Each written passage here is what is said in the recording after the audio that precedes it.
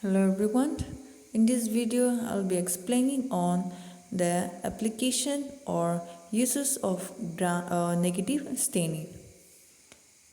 This negative staining is a staining technique used in the lab for diagnosis.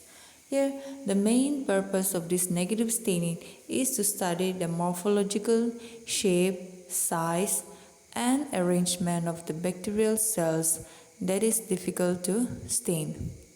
Example like the spirilla, which can be seen here on the diagram. It can also be used to stain cells that are too delicate to be heat fixed, because in some staining procedure heat fixing is required, right? So it can be those delicate structures may not be able to resist it and not able to observe under the microscope. It is also used to prepare biological samples for electron microscopy.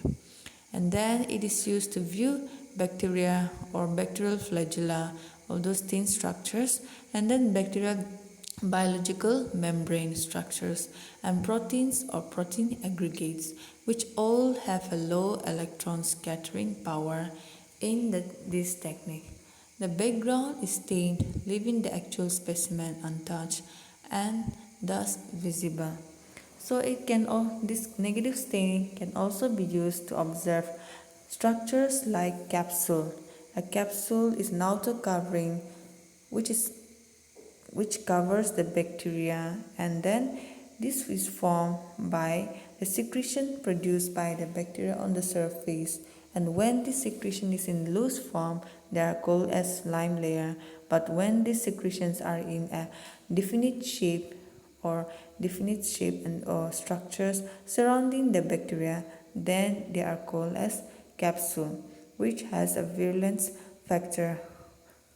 And then such kind of capsule, in order to detect whether the bacterial sample is a capsulated bacteria or an uncapsulated bacteria, in such cases this negative staining can be done to observe whether the bacteria has a capsule or not, which can be seen under the microscope, where you will see a clear halo again around the bacteria against a dark background, because here all the background is stained black. So if your bacteria is a capsulated bacteria, you will clearly see a clear halo around the bacteria, okay, against a dark background.